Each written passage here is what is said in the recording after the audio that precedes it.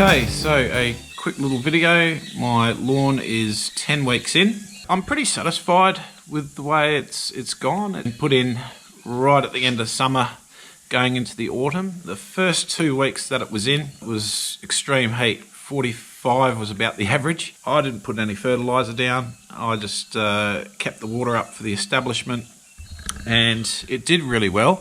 I noticed in the first week it rooted down, and I also got my first mow happening within the first week, just a light little touch. Second week, probably I noticed that it didn't need as much water, so I put that water down. I'd have to say the Tiftuf really does well without the water. I've gone one stretch of 10 days without water, and it seemed to do alright. I was away at the Melbourne International Flower and Garden Show.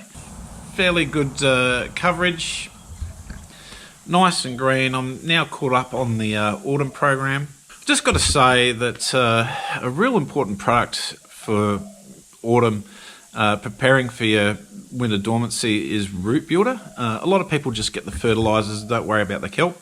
Root builder will grow that root system, which is just so important to survive the winter months, and constant use of root builder will eventually triple your root mass, which means it's much more efficient grabbing the water and the nutrients. Yeah, just really get into your root builder is so important. It's not a fertiliser, it's a kelp, so root builder will really help with the establishment as well. So as you can see, I deal with a fair bit of shade here, and the only bits that really seem affected is just really close to the veranda here. I've also got a haunch which goes about 15 centimetres in.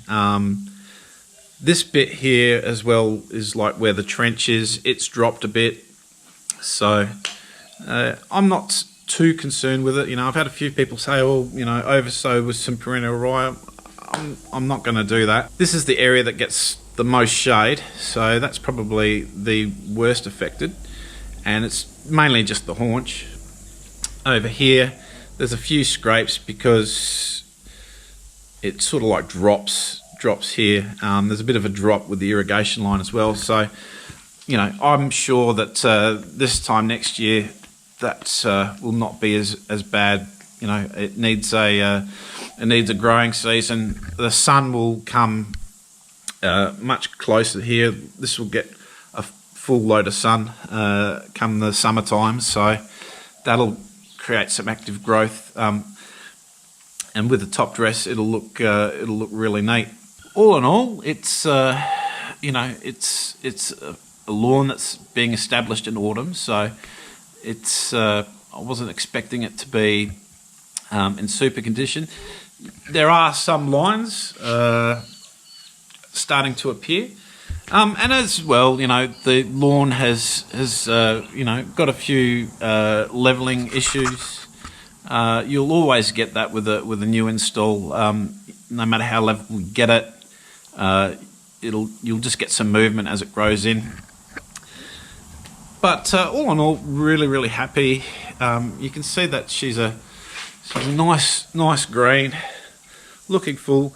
In some areas you can see a little bit where the lines of the slabs are, because I top dressed a couple of weeks after the install, but it's really becoming one. I'm keeping my eye out for weeds. There doesn't seem to be any weeds yet, so I'm expecting them to come, because there's a few areas still yet to grow in. This bit here is just that little bit thinner. It's a bit hard to see with the shade, but yeah, just there. It just seems to be a little bit of a problem area for me.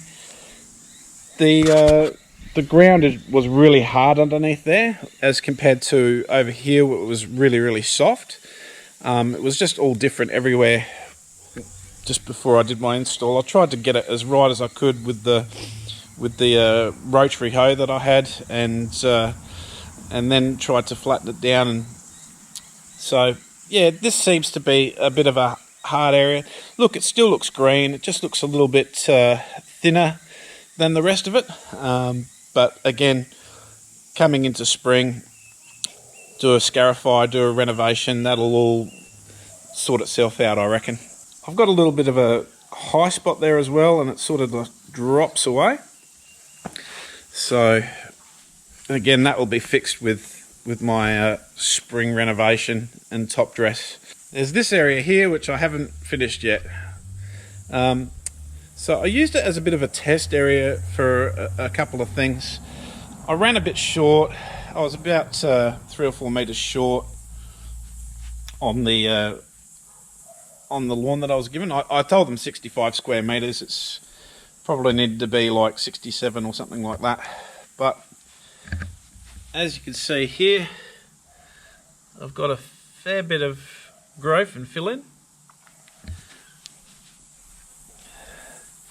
This bit over here is almost growing in, just the stolons are coming in and filling it up. There's a stolon here. What that'll do, it'll attach to the ground. See, that one's attached to the ground, I can't pull it up. This one's gone a bit feral, but that'll attach to the ground and create a new plant. This area I've got to pave. I've got the pavers, I've got to get that rubbish out, even it all up, and this is where my irrigation box will go. And I've used this area as a bit of a test area as well. You see, that's nice and long. I haven't cut that. And when you let it go nice and long and then cut it too much, that's what you'll get. You'll get thatch showing. But right next to it, obviously, I've been looking after it, and as you can see, she's looking nice and neat and low. It really goes to show, if you keep on top of your mows, just how much better condition you'll have. Yeah, it's been a interesting little experiment so far. It's yeah, it's looking Mickey Mouse. Quite happy with it. Colour's looking good. It'll be interesting to see how it goes through the winter. But yeah, just you know, the autumn program. There's more downloads of the autumn program compared to the spring program. It's just really amazing. So a lot of people obviously been following, and you know, had their summer holidays and everything. And they're like, oh, I've got to do something about the lawn. Anything you can do now before winter to get that condition is really going to help you come next spring. It'll just come back a lot better and everything else. Now, I haven't put down a pre-emergent. It's not established enough. As you can see, there's a few little spots where I did some heavier top dressing. It's not quite covered in yet, so that's my indication that you know, I'll leave it alone and keep an eye on winter grass. It's not a big area, so if anything does come up, I'll just pull it out. But yeah, I'm really looking forward to next spring for sure. That's when this will really hit its strides. Scarify, aerate, top dress, level out, and yeah, then I'll get it going really, really nicely. And I think this area here, which, you know, is struggling a little bit because it's in the shade all the time, well, that needs to come up about 15 mil at least in soil, and I reckon that'll sort of negate my haunch problem, which, you know, comes in about this much. So no, all in all good. While this is not growing so much, I will be starting to attend to the garden beds.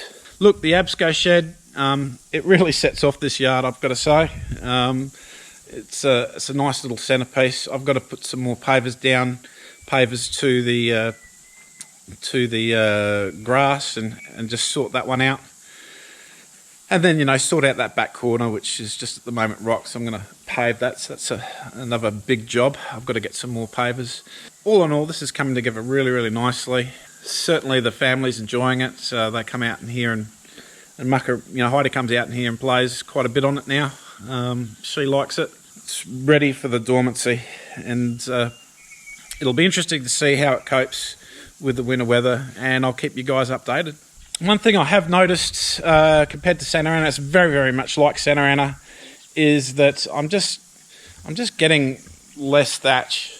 You know, this has grown, it's been let go a few times since I've been away. There's a little bit of thatch there, but yeah, I really have to dig down and see it, and there's not much there at all. So look, I'm gonna call it. It produces less thatch than the Santa Ana in similar conditions. So this is the equipment that I've been using, plus my cylinder mowers. I was away for 4 weeks. The missus had charge of the lawn, and she was using the Bush Ranger mower with the key start.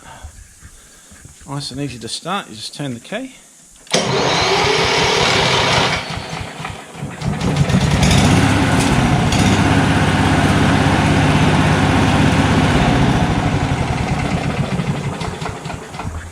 Edging duties has been the Atom. Took me a little while to get used to how I was going to tack the edges where that raised edge is with the concrete there, but it seems that this is the best one to use. I just use it the other way, because obviously the wheel and the mechanism sort of gets in the way using it one way, so I tack it from the other way. And edging, when I'm not being slack, the Bush Ranger L261 straight line trimmer. The missus has been using that as well. So what my missus has been doing, about midweek she does a mow at number 4, and then when I come along on the weekends I go over it with the cylinder mower, either the Swardman or the Bush Ranger. Been sort of swapping between the two. The lines are coming up, but you know, it needs to thicken up, and it really needs that springtime level, because I've had a bit of movement before they really start showing proper. So my friend Stace, she has a buffalo lawn that she installed last year, and she's proper stuffed it. So over the next few months, well, right through to November, we're going to rescue that lawn. So look forward to that in our future videos. If you haven't subscribed already to Lawnporn, subscribe to my channel. Look up Lawnporn on Facebook, that's where we are, and on Insta we're Get Your Lawn On. And that's what we're going to do, get your lawn on. Catch you later.